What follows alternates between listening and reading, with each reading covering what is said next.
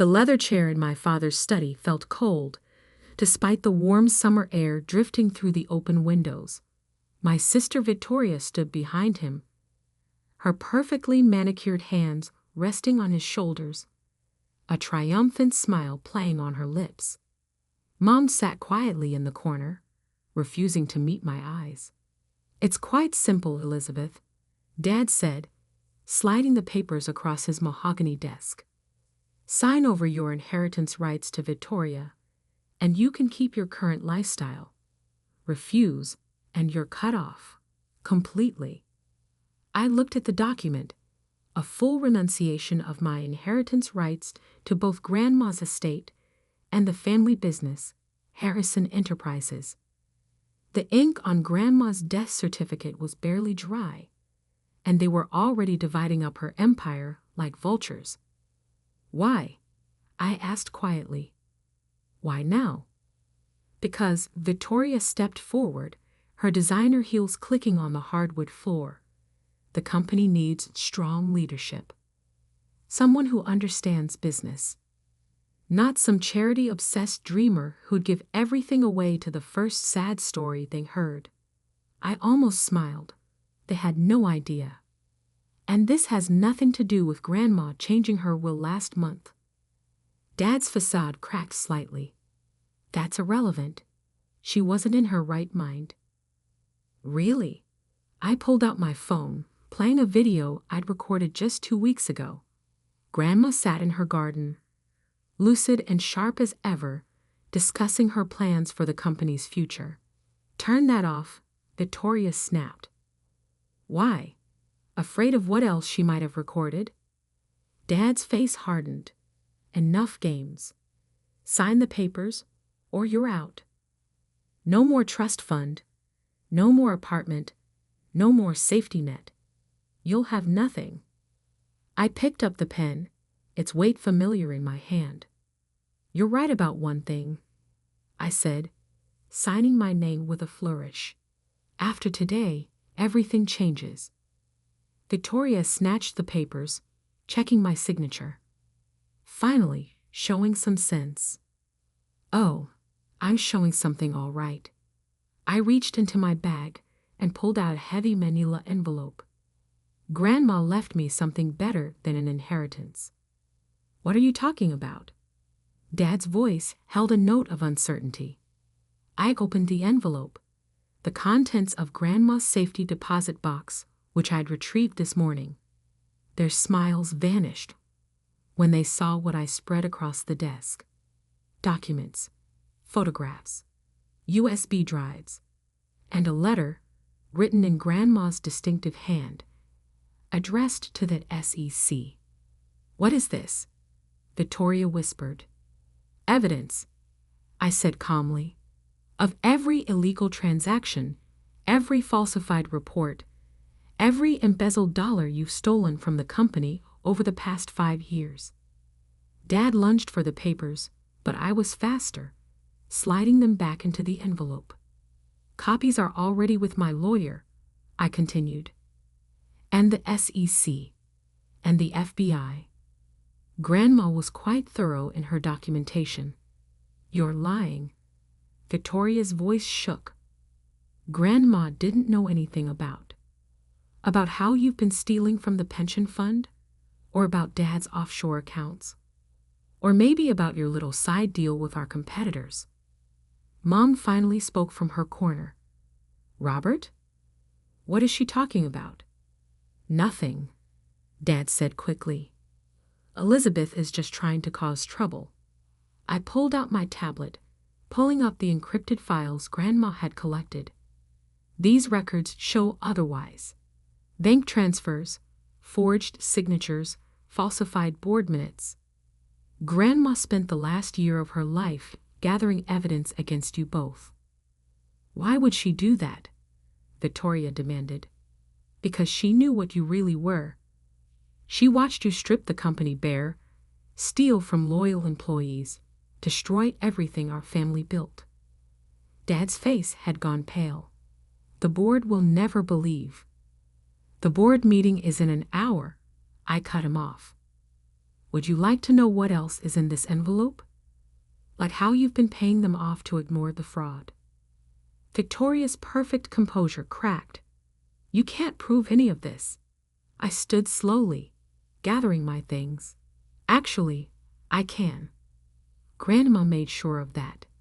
She knew you'd try to force me out eventually. That's why she spent months teaching me everything about the company, showing me where to look, what to document. We're your family. Dad tried one last time. Family? I laughed softly. Family doesn't steal from each other. Family doesn't destroy lives for profit.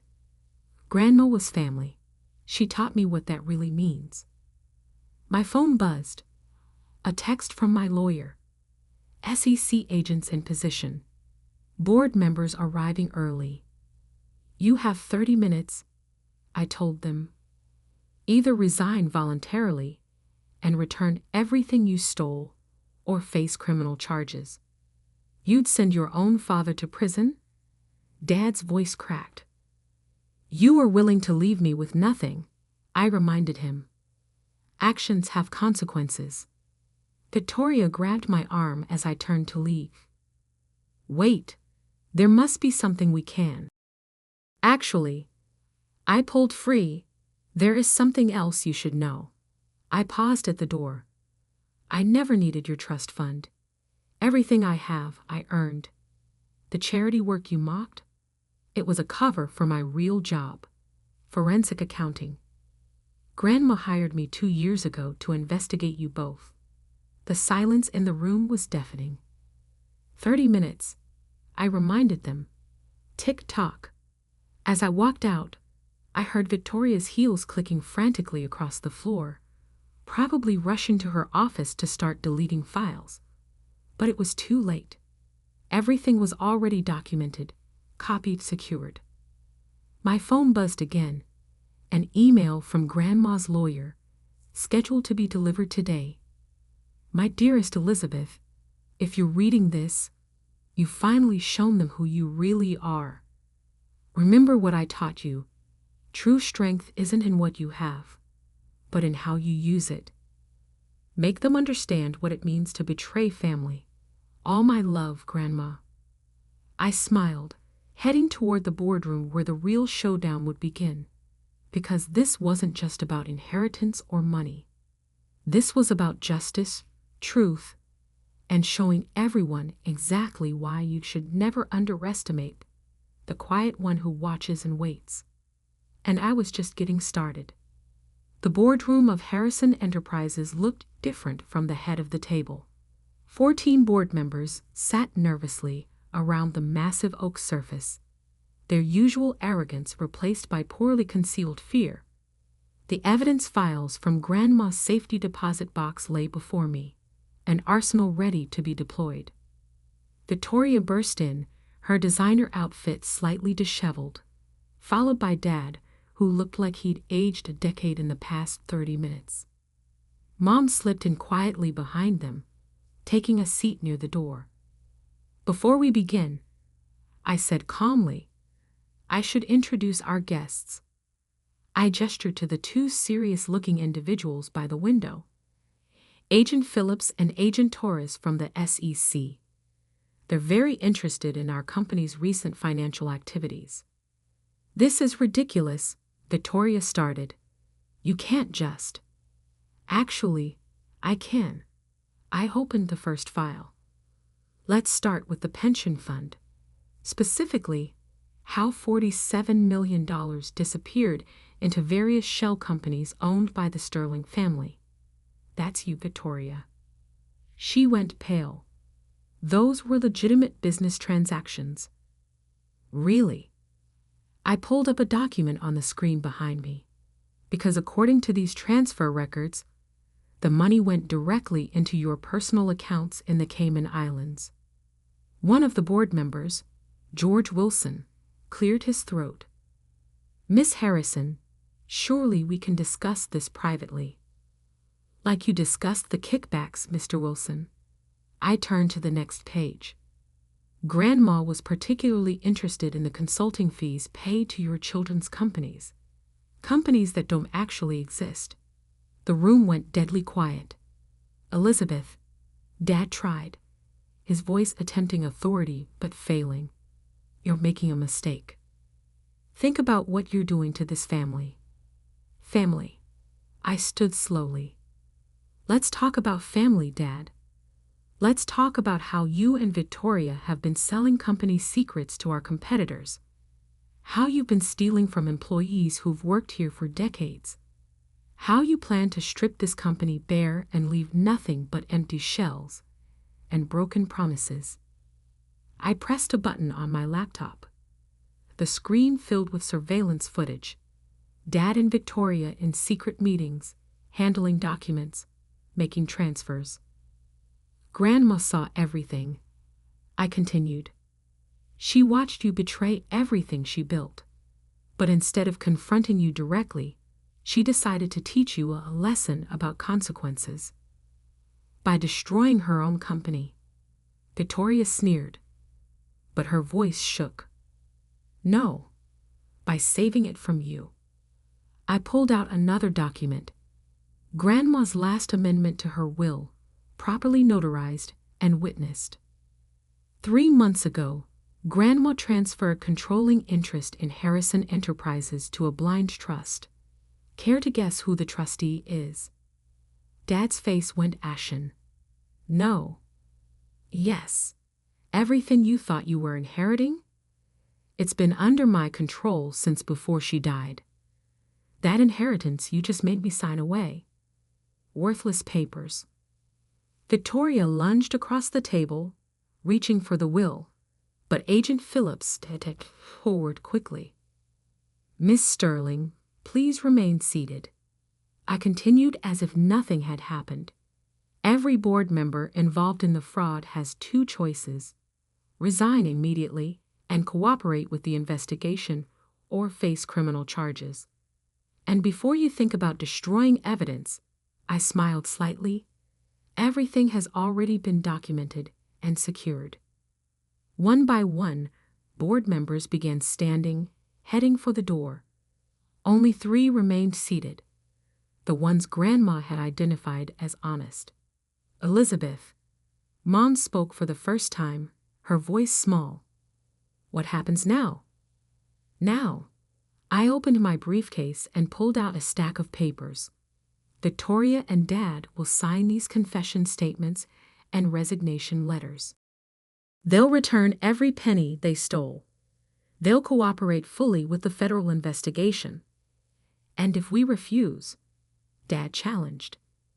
I played my final card, pulling up emails showing their plans to frame the company's longtime CFO for their crimes. Then Martin Lewis's family gets to learn how you planned to destroy his life to save yourselves. I'm sure his daughter, you remember Sarah, right, Dad? Your goddaughter? Would be very interested in these conversations. Victoria slumped in her chair. You really are grandmother's heir. No, I corrected her. I'm her justice. As they signed the papers with trembling hands, my phone buzzed with an alert. The company's stock had been temporarily suspended from trading. Standard procedure when fraud is discovered. One more thing, I said as they stood to leave. The apartment you're living in, Victoria. The one you thought Grandma gave you. Check the deed. She froze. What about it? It belongs to the employee pension fund now. Consider it the first repayment of what you stole. You have 48 hours to vacate. Where am I supposed to go? She asked, her voice small for the first time I could remember. Perhaps you should have thought about that before you stole from people who lived paycheck to paycheck. After they left, Mom stayed behind. Did you know? All along. I suspected, I admitted, but Grandma confirmed it. She wanted to see if they would change on their own, make better choices. When they didn't, she chose you to deliver justice, Mom finished. Not just justice, I said, touching Grandma's old nameplate on the desk. Redemption. For the company, for the employees, for our family's name. My phone buzzed again, a message from Grandma's old assistant. The safe in her house. Did you find what she left there? I smiled, thinking of the other safety deposit box I hadn't opened yet. The one containing the real secrets that would shake our industry to its core. Because this wasn't just about Harrison Enterprises anymore. This was about exposing a network of corruption that reached far beyond our family. And Grandma had left me everything I needed to finish what she started. The key to Grandma's second safety deposit box felt heavy in my hand as I stood in the bank's private viewing room. It had been a week since the boardroom showdown, and the dust was finally starting to settle. Victoria had moved out of the apartment. Dad had checked himself into a stress management facility, and Mom was slowly coming to terms with the new reality. But Grandma's last message suggested there was more to come. The second box contains the real war chest, dear. Use it wisely. With trembling fingers, I inserted the key. Inside lay a single red leather notebook and a USB drive marked insurance. My phone buzzed. A text from Agent Phillips. They're making moves. Victoria was seen meeting with Harrison Global's CEO. Of course. They wouldn't go down without a fight. Back in my office, Grandma's old office, I opened the notebook. Her elegant handwriting filled every page, detailing a conspiracy that made our family's fraud look like pocket change. My dearest Elizabeth, the first page read, "What you are about to learn will test everything you believe about our industry. Harrison Global, Sterling Industries, Wellington Corp. They're all connected. The fraud goes back decades. Your father and sister weren't just stealing from our company. They were part of a larger network. One that's destroyed countless lives, ruined families, and corrupted everything it touched." I plugged in a USB drive. Thousands of files appeared. Emails, bank records, photographs, and recorded conversations. Names of respected business leaders jumped out, along with politicians, judges, and regulatory officials. My hands shook as I read through the evidence. This wasn't just corporate fraud. It was systematic corruption on an unimaginable scale. Another text from Agent Phillips. Victoria just left Harrison Global. She looked happy. Should we be worried? Before I could respond, my office door burst open. Victoria strode in, looking triumphant in a new designer suit. "Well, well," she smirked. "Enjoying Grandma's old office? Better pack up. The board's calling an emergency meeting in an hour." I leaned back in my chair. "Let me guess. Harrison Global is launching a hostile takeover?" Her smile faltered slightly. "You can't stop it. We have the votes, the backing, everything we need." "Interesting timing," I said, opening Grandma's notebook. "Did you tell your new friends about the evidence Grandma collected on them too?" "What are you talking about?" I turned my laptop around, showing her the files. Her face went from smug to ashen as she recognized names, dates, transactions. That's impossible." "No," I said quietly. "That's Grandma's real legacy. She spent years documenting everything. Every corrupt deal, every bribed official, every destroyed life. And now it's all mine. You're bluffing." But her voice shook. I pressed a button on my phone. "Agent Phillips, please come in."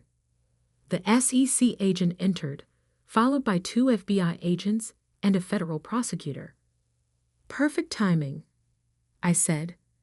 Victoria was just about to tell us about her meeting with Harrison Global, specifically about their plan to use stolen pension funds to finance the takeover.